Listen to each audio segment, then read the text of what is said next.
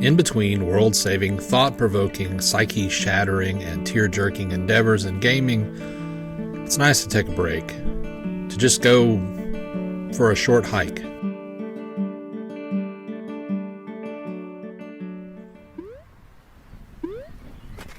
Short Hike proves that to be a rewarding pursuit, a game does not have to be big. It doesn't have to be all that compelling. It just has to be engaging. It needs to be human.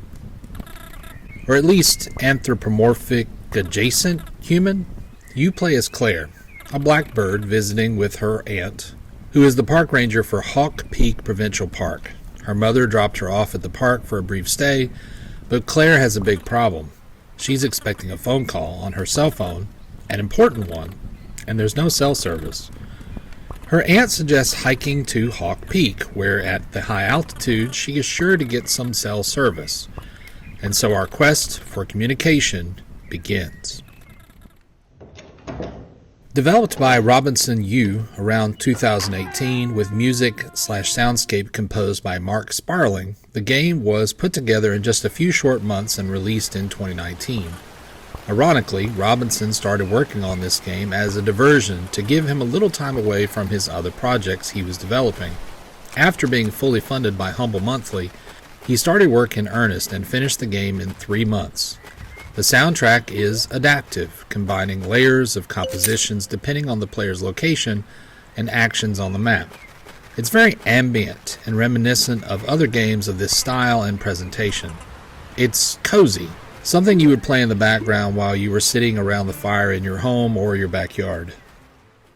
The Mountain is a sprawling open world with some incredible vistas that can be enjoyed from several angles and from telescopes. Claire is far from alone on the mountain, as several locals and visitors occupy the beaches, the trails, the campsites, along with the mountain itself. The golden fall color, the snow-covered peaks, and the rain-covered shores create a diverse environment to explore with lots of collectibles to pick up and use in the environment. Traversing the mountain park will require some basic flight and climbing skills. The UI is fairly bare in this game, which is great in my opinion. The one big feature is the number of golden feathers in your possession.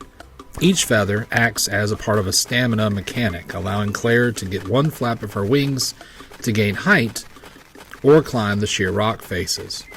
Later, when Claire finds the running shoes, she can also run as long as she has stamina in her feathers. In the end, stamina is the only resource that you have. You don't have any health. You start out weak, but can purchase and find up to 20 feathers.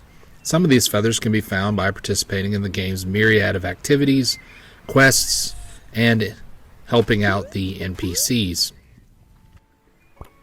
There's fishing, watering flowers, and collecting shells. All of these things take Claire closer to the summit.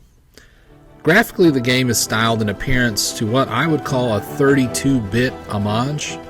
The 3D visuals are displayed with a big, chunky pixel filter. Distant environments are culled out partially or covered in fog, but I get the impression that it was not a resource limitation as much as it was an artistic choice. I really like it. I know that Animal Crossing was listed as a particular influence, but the color palettes and the chunky appearance always makes me think of the Sega Saturn. I could totally see myself in 1997 playing this game with an analog controller at a friend's house. The camera is quite immersive, as it features dynamic movement that swaps between isometric perspectives to suit Claire's location on the mountain. It does not always give the best angle, but due to the low stakes in the game, it's never a hindrance. It's a short game, but that aspect is literally in the title, and as far as I'm concerned, that is not a detriment. The game is lean. In a world bloated with content just added to meet a gameplay quota, it's refreshing to play a game with a simple premise that sticks to it without overstaying its welcome. If being short is a problem for you, I recommend just waiting till it goes on sale. In my opinion, I would pay more. It's just good quality content, and sometimes you pay more for quality than you do for content. Would you rather have a really good, excellent, wonderful steak that was 8 ounces, or would you rather have a big bloated 24-ounce steak that doesn't taste as good? Sometimes quality is more important than quantity when it comes to value.